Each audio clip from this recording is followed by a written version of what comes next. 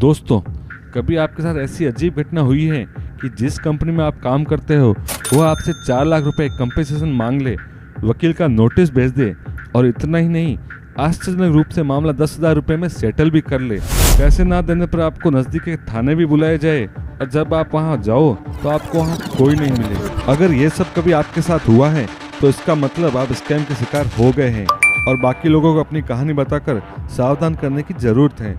लेकिन अगर आपके साथ यह नहीं हुआ है तो कभी भी हो सकता है, इसलिए आप जैसे बाकी लोगों को सावधान करने की जिम्मेदारी हम उठाते हैं और इस वीडियो के माध्यम से लोगों को नए स्कैम के प्रति अवेयर करते हैं। जैसा कि आप सबको पता है कि 2020 कोविड के बाद वर्क फ्रॉम होम देने का और लेने का कल्चर बढ़ गया है। कंपनी भी लोगों को वर्क फ्रॉम होम देकर खुश होती है, वहीं लोग भी खुश हैं क्योंकि उन्हें ट्रेवलिंग नहीं करनी पड़ती और एक साथ 2 जॉब भी कर पाते हैं। वहीं जो लोग पार्ट टाइम में इंटरेस्ट रखते हैं जैसे हाउसवाइफ और स्टूडेंट, उनके लिए भी यह एक अच्छी अपॉर्चुनिटी है। लेकिन स्कैमर ज्यादातर इन लोगों को ही फायदा उठाते हैं क्योंकि स्टूडेंट, हाउसवाइफ या टियर 4 शहरों में रहने वालों को पता ही नहीं होता कि कॉर्पोरेट वर्ल्ड के तौर तरीके क्या होते हैं, ज्वाइनिंग कैसे होती है और क्या डॉक्यूमेंट देने पड़ते हैं। इसलिए स्कैमर इन्हें डरा धमका कर पैसे निकलवा लेते हैं। आइए देखते हैं कि ये स्कैम होता कैसे है। इसको एक कहानी के रूप में समझते हैं। राज एक स्टूडेंट है और चाहता है कि इंजीनियरिंग के साथ साथ कुछ कमाई हो जाए ताकि आगे की पढ़ाई अपने दम पर कर सके। इसलिए वो गूगल पर और लिंक्डइन पर ऐसी जॉब सर्च करता रहता है जो घर से काम करना अलाउड करे। तो ऐसे ही सर्च के दौरान उसको एक ऐसी जॉब का लिंक दिखता है, वह उस पर क्लिक करता है तो वो उसे एक टेलीग्राम चैनल ज्वाइन करने को कहता है। इसके बाद राज को मेल पर एक फॉर्म आता है तथा उस फॉर्म को फिल करने और कुछ डॉक्यूमेंट ऑनलाइन सबमिट करने को कहा जाता है। उसे बताया जाता है कि बेसिकली एक डेटा एंट्री का जॉब है। जब सारे डॉक्यूमेंट कंप्लीट हो जाते हैं तो राज उसे सेंड कर देता है। वहाँ से एक कंफर्मेशन लेटर भी आ जाता है। यह सब इतना ऑथेंटिक वे में होता है कि किसी को शक की गुंजाइश ही ना रहे। अब थोड़ी देर बाद HR का कॉल राज के पास आता है जो उसको जॉब डिस्क्रिप्शन के बारे में बताती है और कहती है कि आपको कुछ डेटा भेजा जाएगा और उसके साथ फॉर्म भी होंगे। वो सारे डेटा उस फॉर्म में भरने हैं, उसमें कुछ गलती नहीं होनी चाहिए। कंपनी को 95% एक्यूरेसी चाहिए और इसके लिए आपको 15,000 रुपए पर मंथ सैलरी भी मिलेगी। इसके लिए आपको 500 रुपए रजिस्ट्रेशन करने के लिए देने पड़ेंगे। उसके बाद ये आगे का प्रोसेस चालू होगा। जहाँ 15,000 रुपए सैलरी मिल रही हो वहाँ 500 रुपए की तो क्या ही बिसात। राज बिना जांचे परखे उसके द्वारा भेजे गए QR कोड पर 500 रुपए ट्रांसफर कर देता है। इसके अलावा HR यह भी बताती है कि प्रोसेस को कंप्लीट करने के लिए एक डेडलाइन दी जाती है।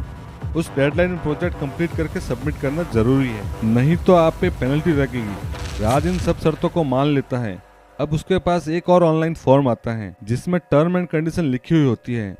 राज उस फॉर्म की टर्म एंड कंडीशन को एक्सेप्ट करके उस फॉर्म को भर के वापस सेंड कर देता है क्योंकि टर्म एंड कंडीशन वैसे भी 15-20 पेज की पढ़ता ही कौन है, वह तो फॉर्मेलिटी ही होती है। अब उसके मेल पर एक अपॉइंटमेंट लेटर आता है और वह खुश हो जाता है कि उसे जॉब मिल गई क्योंकि पार्ट टाइम के हिसाब से सैलरी भी अधिक थी और काम भी कोई खास डिफिकल्ट नहीं था। दूसरे दिन राज को मेल पर एक फाइल आती है जिसमें सारा डेटा होता है।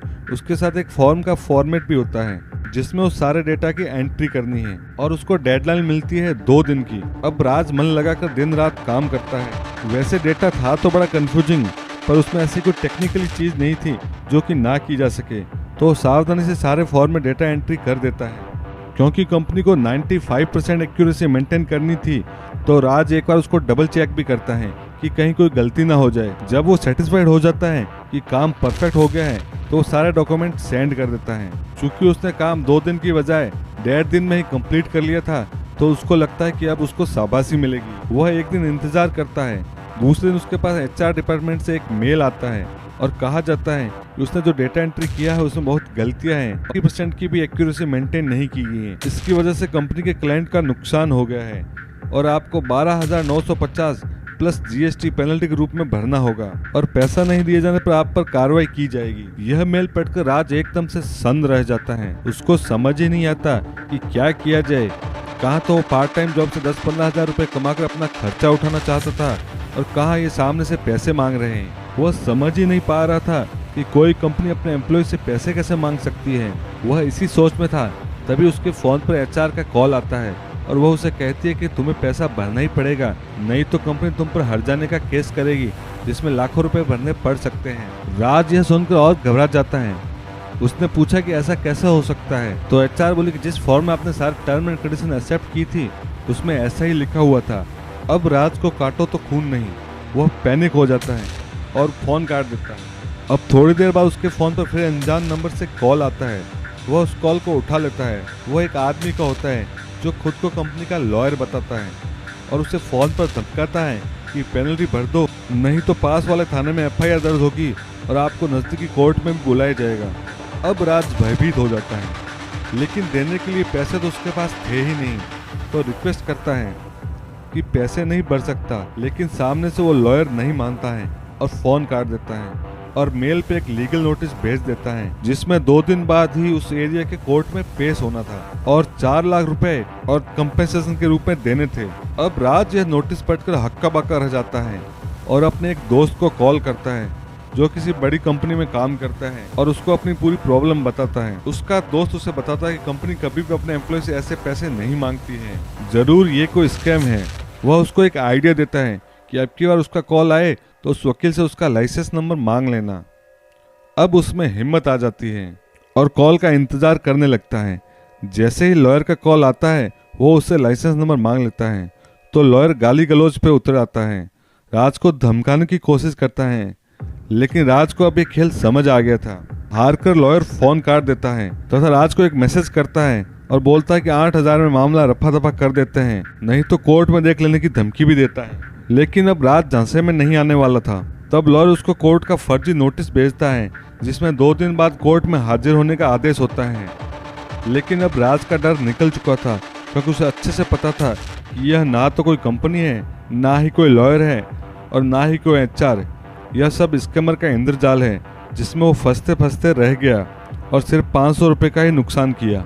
स्कैमर को देखने के लिए वो 2 दिन बाद कोर्ट भी पहुंच जाता है, लेकिन वहां ना तो कोई कंपनी का आदमी आता है ना ही कोई वकील, क्योंकि सब स्कैमर थे, इसलिए कोई भी आने वाला था ही नहीं। राज अपने दोस्त को फोन करके धन्यवाद देता है, उसकी वजह से वो एक स्कैमर के झांसे में आने से बच गया। लेकिन सब लोग राज की तरह लकी नहीं होते हैं, इसलिए हमेशा ध्यान रखें कि कभी भी घबराए नहीं और जिस विषय की जानकारी ना हो तो किसी जानकार से सलाह लेने में कभी भी शर्म नहीं करनी चाहिए, क्योंकि स्कैमर का शिकार होना कोई अच्छी बात तो है नहीं। ऐसे केसेस में लोग अक्सर किसी के साथ बात शेयर नहीं करते हैं और ना ही रिपोर्ट करते हैं, क्योंकि उनको लगता है पैसा तो गया ही, अब लोग मजाक उड़ाएंगे। लेकिन सब बातों को शेयर करना बहुत ज़रूरी होता है, क्योंकि हो सकता है कि आपको कोई मदद मिल जाए। मान लीजिए आपको कोई हेल्प ना भी मिली तो रिपोर्ट करके और शेयर करने का फ़ायदा यह है कि लोग सावधान हो जाएंगे, उन्हें पता होगा कि इस तरह के स्कैम भी होते हैं और ऐसी सिचुएशन आने पर घबराएंगे नहीं और आवश्यक स्टेप उठा सकते हैं जो ऐसे स्कैम से बचाव के लिए जरूरी है। तो अगर आपके साथ कोई भी स्कैम होता है तो पुलिस में जाए, उसे रिपोर्ट करें और जितना हो सके लोगों के साथ शेयर करें। वैसे भी ऑनलाइन फ्रॉड में पैसा वापस आने के चांस काफ़ी कम ही रहता है, खासकर सीनियर सिटीजन, स्टूडेंट और हाउसवाइफ, उनको तो पता ही नहीं होता कि पैसा वापस आने का प्रोसेस क्या होता है। इसीलिए कहता हूँ कि सावधान रहें, सतर्क रहें, क्योंकि सावधान ही बचाव है और आपके खून पसीने की कमाई की रक्षा करने का पहला दायित्व तो आपका ही है।